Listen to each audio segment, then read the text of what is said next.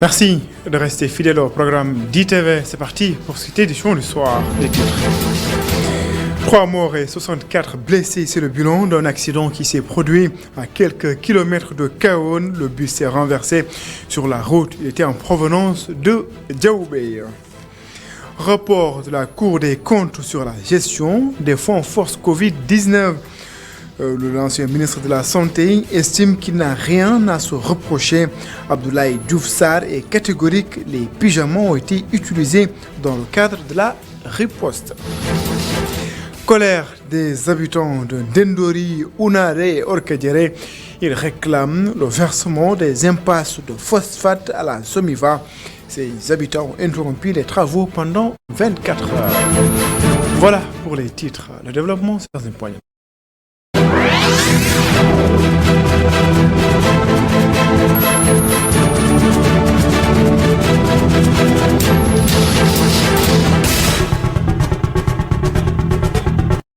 Bonsoir et bienvenue.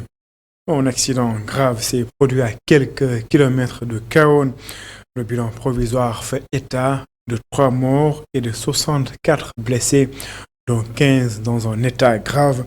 Le bus qui s'est renversé est en provenance de Diaoubé. Les blessés ont été évacués. Je vous propose de suivre les explications du capitaine Sadadia, le commandant de la brigade des sapeurs-pompiers de Kaolack. Il est ici au micro d'Adamassa.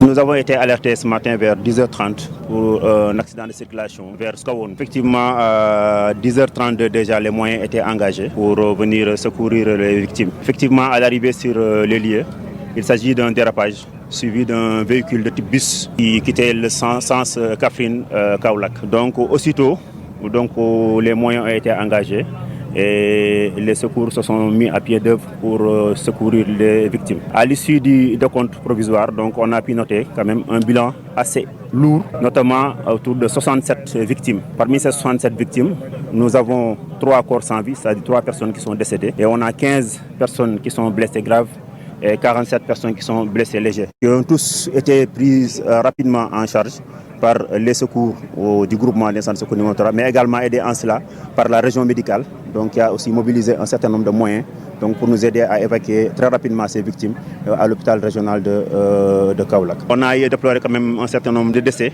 et donc j'en profite également de cette occasion en tout cas pour présenter nos condoléances aux familles éplorées pour ce qui concerne les personnes qui ont perdu la vie. Je profite également de cette occasion pour encore sensibiliser davantage les populations quant au respect quand même des règles et du code de la route. Parce que normalement, quand même, dans une partie de la société, c'est-à-dire on est pratiquement à l'entrée de la ville, donc on ne peut pas comprendre quand même qu'un bus puisse avoir dérapé et faire des dégâts aussi énormes. Si ce n'est peut-être quelque part un manque d'observation quand même de quelques règles de conduite. Donc j'en profite également en tout cas pour sensibiliser les gens davantage, de ne pas confondre vitesse et précipitation, mais de savoir qu'en fait l'objectif de tout un chacun doit être d'arriver, mais d'arriver sain et sauf et d'amener ses clients également sain et sauf au niveau de leur destination. Le journaliste Mamles Camara repose désormais au cimetière musulman de Yoff, à l'hôpital principal de Dakar. L'émotion était visible sur tous les visages lors de la levée du corps. Acteurs politiques, activistes, hommes de médias ont tenu à l'accompagner jusqu'à sa dernière demeure. Tous retiennent de lui comme étant un homme pieux, discret, pédagogue et rigoureux dans le travail. Alioune Sow et Mafalfal. Tristesse et consternation à l'hôpital principal, la disparition de Mamles Camara affecte ceux qui l'ont côtoyé et ont appris de lui. C'est le cas de El Hadji Hassan Gueye, le directeur de la RFM, retient de Mamles Camara un homme humble et rigoureux. Ça a été noté au niveau de Walfadjri en 2017. Et d'abord, c'est une grande perte pour le Sénégal, la presse sénégalaise. Un homme tolérant, professionnel, mais également très rigoureux dans l'action. Mamles ne tolérait pas quand même le travail mal fait. Malgré la gentillesse de la personne, n'est-ce pas, malgré cette générosité, il ne badinait pas avec le travail. Donc il tenait à ce que le travail soit toujours bien fait. Mamles Camara, un journaliste qui a formé plusieurs générations, le directeur du CESTI, parle d'un fin pédagogue. Mamles était un collègue, un vrai professionnel, qui pendant plusieurs décennies a formé plusieurs générations de CESTiens. Et il l'a toujours fait avec beaucoup de professionnalisme. beaucoup de professionnalisme, mais aussi beaucoup de générosité dans le partage du savoir, mais également dans le partage de son portefeuille relationnel. Venu assister à la cérémonie de levée du corps, Abou Diallo insiste sur son héritage journalistique. L'activiste fait un plaidoyer. Le nom de Mame Less Camara doit être visible au CESTI. Demander solennellement, premier, c'est le président de la République, de nous faire porter le nom de Mame Less à la tête ou bien à l'entrée de CESTI. Si on ne lui donne même pas le nom de l'école. Il a été de la 11e promotion, mais il a marqué même la première promotion et l'actuelle promotion. Désormais, le journaliste Mame Less Camara se repose au cimetière musulman de Yoff. Mame Less Camara nous a tout appris de ce métier. Des propos Mamoudou Ibra Kane pour le directeur général du groupe E-Media Invest. Mame Less Camara était le journaliste et le journalisme, un dieu de la plume et du micro. Je propose de suivre cette explication. Mame Less nous a tout appris de ce métier. Le professionnalisme, le respect de l'éthique et de la déontologie. Mais si on me demande qui est Mame Less Camara, ou qui était Mame Less Camara, je réponds simplement. C'était le journaliste, avec un grand J. C'était le journaliste, avec un grand J. Je me demande d'ailleurs si, avec la mort de Mame Less Camara, si finalement le journalisme lui-même n'est pas mort. Parce que Mame Less était le journaliste intégral. Il était attaché aux faits dont il respectait la sacralité, mais c'était un fait analyste. Un redoutable intervieweur. Autre réaction, c'est celle du ministre du Commerce, porte-parole du gouvernement, Abdou Karim Fofana. Il estime que Mame Less Camara était la voix du peuple avec une conscience inégalée. Je vous propose de l'écouter. Sénégal. Mame Less avait une conscience inégalée de ses responsabilités et des enjeux de son époque. Son engagement était sans faille dans la recherche de la vérité, dans le combat pour éclairer le destin de son peuple, en trempant la plume dans la plaie et en mettant sa voix au service des sans-voix. Il était de ces bouches des malheurs qui n'ont point de bouche, pour paraphraser le poète.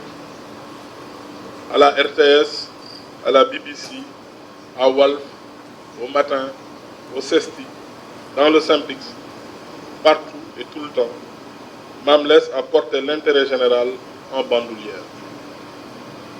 Chez lui, comme l'a dit tout à l'heure Mamoudou Ibra Kane, le journalisme rimait avec rigueur, honnêteté, sobriété, intelligence, mais aussi humour.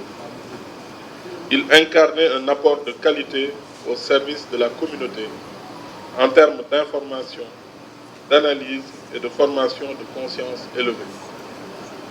Mame Less Camara demeurera dans nos cœurs et dans nos esprits une source d'inspiration et un phare en ces temps d'obscurantisme et d'incertitude. Au nom du président de la République, son Excellence Macky Sall, et de l'ensemble des membres du gouvernement, nous nous joignons à sa famille professionnelle et à tous ceux qui l'ont aimé pour présenter les condoléances de la nation. Je le disais en titre, les habitants de Ndendori, Ounaré et de Orkadjere réclament le versement des impasses de phosphate à la Somiva.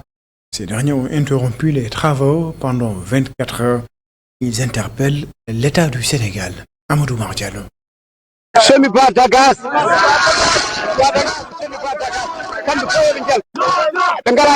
Le collectif des propriétaires terriens des localités de Ndendori, Ounaré et Orkodjere réclame ce qu'il appelle le versement des impasses de phosphate à la Somiva. Selon le dit collectif, la société minière de la vallée du fleuve veut démarrer sa deuxième phase d'exploitation de ces terres dans l'aboutissement et la concrétisation des accords signés sur plus de 200 hectares. Notre rencontre consiste à réclamer les impasses de phosphate parce qu'on s'était fixé quand même avant de commencer pour leur deuxième phase d'exploitation, de veiller à ce que les impasses soient versées dans leur intégralité. Ce qui a été retenu, c'est de donner 1 500 000 par foyer, ce qui va permettre au moins aux producteurs de pouvoir supporter quelques difficultés par rapport à leur ménage. Le grand constat que nous avons fait, c'est de venir jusqu'au lieu. On a vu que les travaux ont démarré, qui a été quand même écœurant parce que les gens ont venu de tous les bords pour interrompre leurs travaux. Face à cette situation, les populations ne comptent pas lâcher l'affaire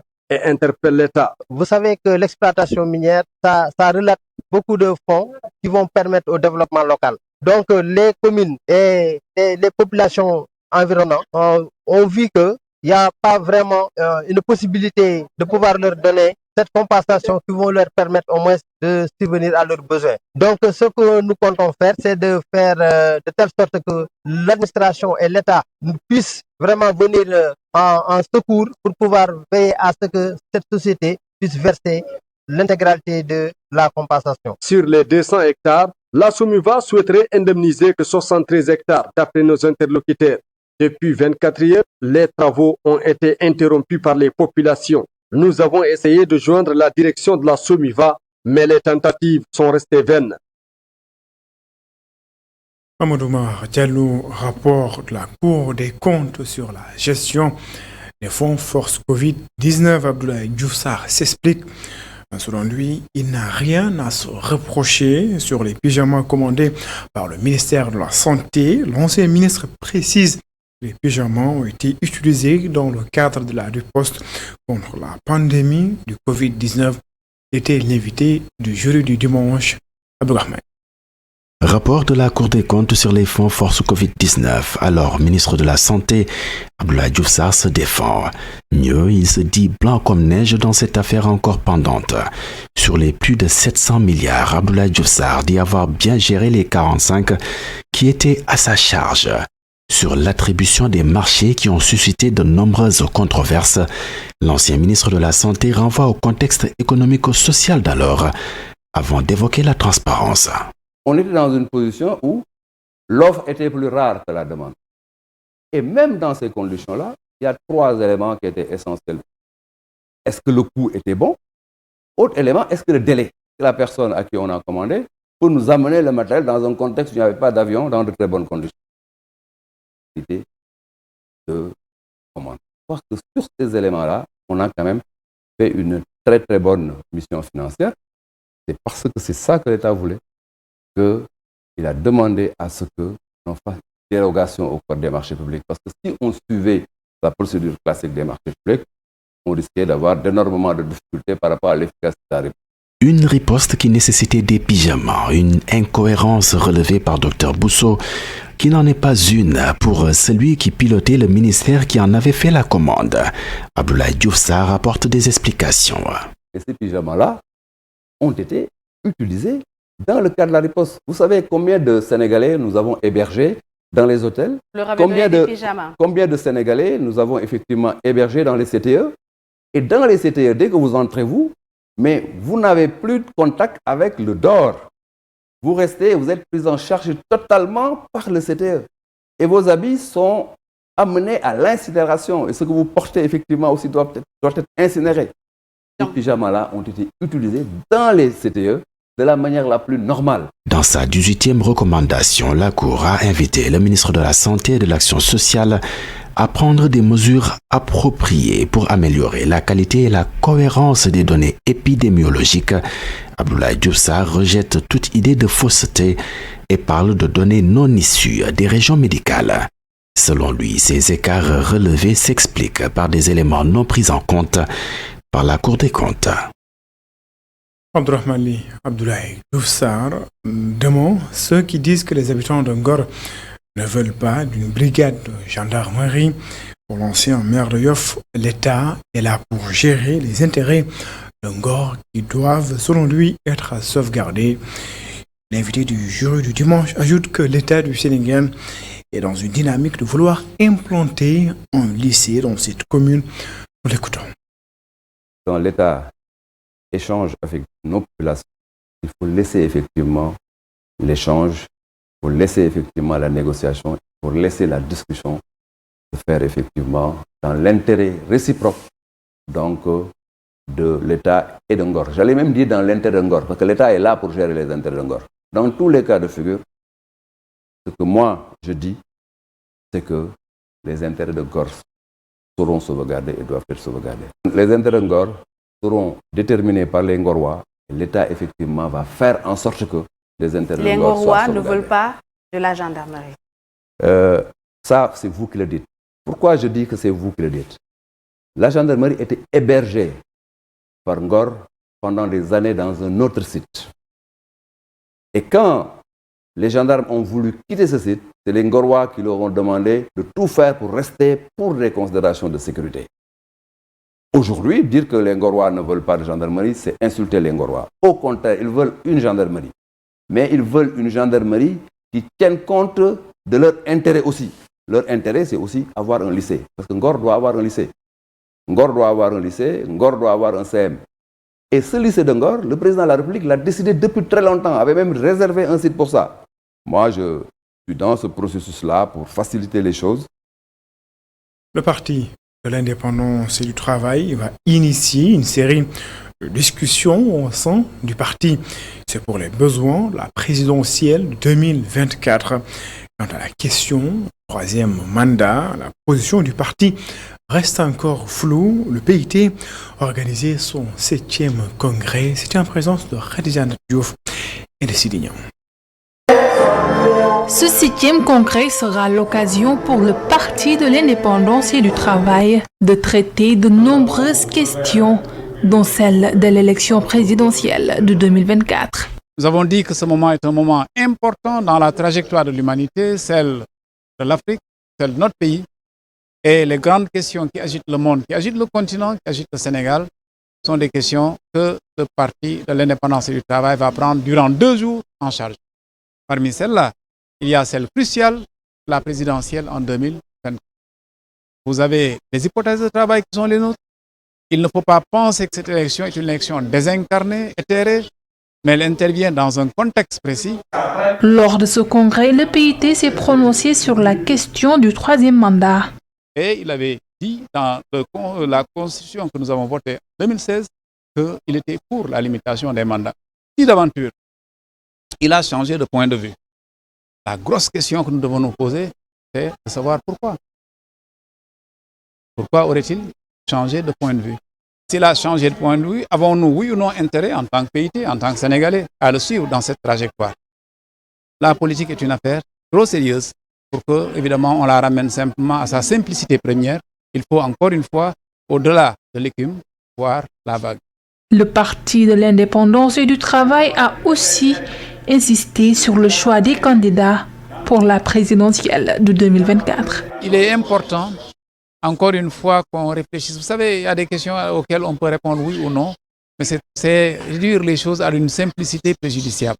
Encore une fois, à chaque fois qu'une personne vous dira, mesdames et messieurs, qu'elle prétend diriger le pays, demandez-lui c'est pourquoi. Regardez autour de cette personne-là quelles sont les forces en présence. Pour essayer de voir au-delà de l'écume quelle est la vague torrentielle qui porte cette personne. Dans le but d'édifier un parti rénové, le PIT promeut la défense des travailleurs, la culture de la paix et le combat vers le progrès. Parlons tout à fait d'autre chose. Première édition, la semaine du numérique Sénégal Connect.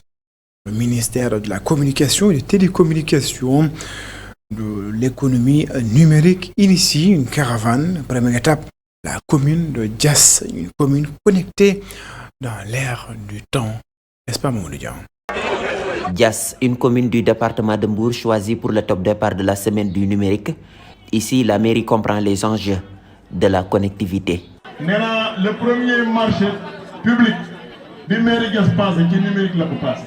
Quand j'ai accédé à la commune, la priorité c'était de doter la mairie de Diass une connexion internet. Aujourd'hui, nous avons 2 Wi-Fi, une téléphonie sur IP et une connexion à haut débit. Notre application qui gère même le foncier est digitalisée. yu bëri yoo xamante ne def nañ ko ci mairie bi tey jii même notre application bi nga xamante ne mooy gérer le foncier dañ ko digitaliser. Diass salue les investissements du président de la République pour une meilleure connectivité. La commune accompagne ses efforts par des débats entre jeunes sur les avantages et les inconvénients du numérique.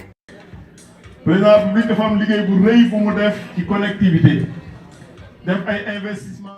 Le président de la République a beaucoup investi pour un meilleur accès à Internet. On peut dire aujourd'hui qu'il y a un maillage du territoire en numérique. def ay investissement lourd fexe ba tey jii Sénégal mën naa ne maillage du territoire au plan numérique am na. Et pour la tutelle, on ne peut pas parler du numérique sans cette couche jeune. Effectivement, tey mënoo waxu numérique te boole woo ci jeunesse. L'avenir du pays. On ne peut pas parler du numérique sans les jeunes. L'avenir du pays, c'est le numérique et le digital. C'est une immense opportunité. C'est le premier foyer créateur d'emplois. Le premier foyer de création d'emplois, c'est le numérique. Opportunité, amul fu mu yem, amul limite. Amul limite. Donc aujourd'hui, parce que tey commencé nañu parce que am na ay Sénégal ay influenceurs am na ñuy dund tey jii ci numérique parce que c'est une propre initiative lañ jël. Ceci marque le début de la première édition de la semaine du numérique Sénégal Connect. Après Diass, la caravane se dirige vers Malicounda.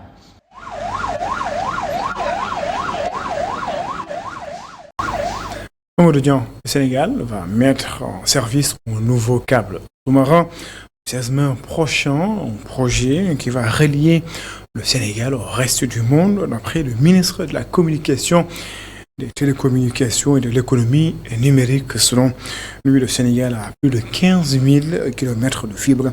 Moussa Bokar Thiam, que je vous propose d'écouter. Au moment où beaucoup de pays ont du mal à avoir une connectivité, au Sénégal, nous avons, avec le président Macky Sall, plus de 6 000 km de fibres optiques disponibles. Le Sénégal fait partie des pays, des pays pionniers en la matière. Ça, c'est la fibre publique, 6 000 km. Et vous mettez ensemble les fibres des autres opérateurs de télécommunications. Nous trouvons au Sénégal avec plus de 15 000 km de fibres.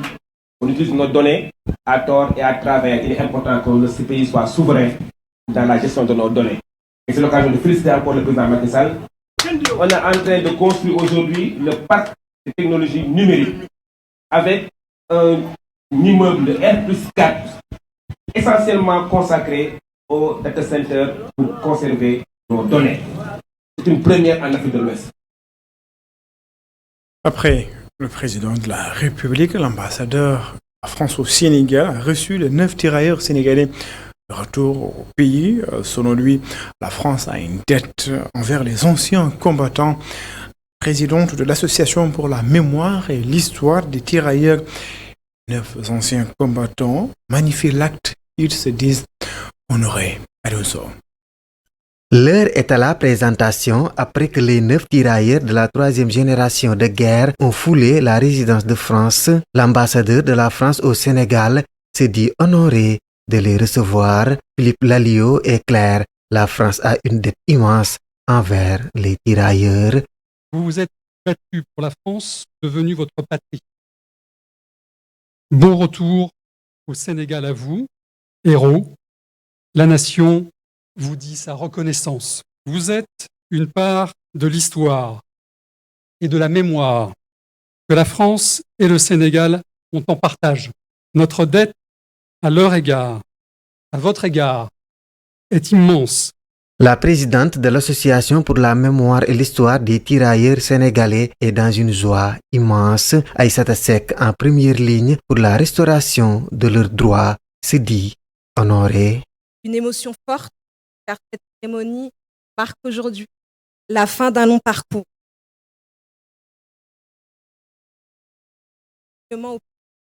Il faut savoir c'est que jusqu'en 2017, les tirailleurs africains vivant en France n'arrivaient pas à obtenir leur nationalité. Que là, ils étaient dans l'obligation de moi sur le continuer à percevoir l'obligation.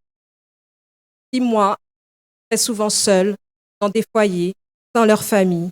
Ces 9 tirailleurs de la 3e génération de guerre magnifient la démarche des autorités sénégalaises et françaises. Yorodia confie avoir toujours honoré leur mère patrie dans les champs de bataille.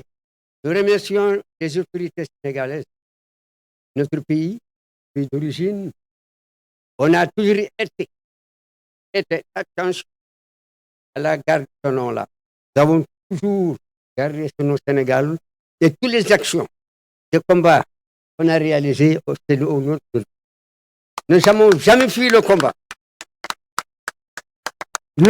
Nos sections et nos compagnies étaient toujours parmi les premiers cités. Ouf de soulagement pour ces 9 tirailleurs pour une longue lutte administrative. Désormais, ils pourront vivre au Sénégal sans perdre leur allocation minimum vieillesse de 950 € par mois, soit plus de 600 000 francs CFA. Au mot de santé dans cette édition, la fièvre hémorragique Crimée-Congo a déjà fait une victime au Sénégal. Il s'agit du cas détecté à l'hôpital d'Al-Djam de Guédiawaye. Le directeur de la prévention tente de rassurer. Selon lui, la maladie est sous surveillance. Le dispositif a été renforcé. Les cas contacts suivis. Mamadou Ndiaye invite les éleveurs à la prudence. Je vous propose de l'écouter des joints par Pape Ibrahim Ndiaye. Pour l'instant, seul le cas qui a été signalé a été donc notifié. Il n'y a pas de cas secondaire qui a été identifié et que les personnes qui étaient en contact avec la personne en question, ce sont des personnes donc qui sont suivies pour essayer juste à titre préventif de voir par hasard qu'aucune personne n'est contaminée. Mais en réalité, c'est un suivi routinier pour voir s'il n'y a pas de cas secondaire. Il n'y en a pas jusqu'à présent. Donc, et que également, puisque c'est une maladie, comme je dis, commune aux hommes et aux animaux, le ministère de l'élevage est en train de faire les investigations nécessaires pour voir quelle a été la source éventuelle de contamination, n'est-ce pas? Mais également que le ministère de la Santé, Madame le ministre de la Santé et de l'Action sociale, a pris des dispositions transitoires, notamment l'activation des opérations d'urgence, pour voir également, puisque c'est une urgence, donc de développer donc, si vous voulez, une alerte autour de ça, pour voir au cas où des cas seraient apparus. L'un dans l'autre, la mesure préventive globale est que, puisque c'est une maladie qui contamine, on se contamine à partir des animaux, surtout en manipulant les animaux malades, donc que ça soit des éleveurs, que ce soit les bouchers qui sont donc les principales personnes en rapport avec les animaux, donc de pouvoir toujours quand un animal, lors de la manipulation, du dépeçage, comme on dit, des bouchers, etc., en manipulant ces animaux, bien sûr, de prendre toujours des dispositions, parce qu'on ne connaît pas quel est l'animal qui est malade, parce que l'animal peut être malade, mais ne développe pas la maladie, si vous voulez. L'association pour la prise en charge des orphelins et des enfants nécessiteux s'active également dans la construction des infrastructures sanitaires et scolaires. C'est pour faciliter l'accès aux soins de santé et à l'éducation aux enfants issus des familles vulnérables. L'association demande à l'État en personnel. C'est Koudial. L'Association pour la prise en charge des orphelins et des enfants nécessiteux accompagne les populations des quartiers périphériques de Louga. Elle a construit des infrastructures sanitaires et scolaires pour permettre à ces enfants d'avoir accès à l'éducation et aux soins de santé de qualité. Baji Limbay, porte-parole, après Cohen. L'association a construit et équipé un poste de santé ici. Elle a aussi construit une école composée de l'élémentaire et du préscolaire. Et il y a même des enfants qui ont commencé à faire leurs examens ici. Un orphelinat aussi est en construction et c'est pour aider les populations. Pour avoir un personnel qualifié au niveau du poste de santé, de l'orphelinat et de l'école élémentaire, la Précohen tend la main à l'État. Ces ouvrages, c'est pour accompagner l'État dans ses missions. C'est pourquoi nous lançons un appel aux autorités pour qu'elles nous viennent en aide en matière de personnel pour l'école et pour le poste de santé.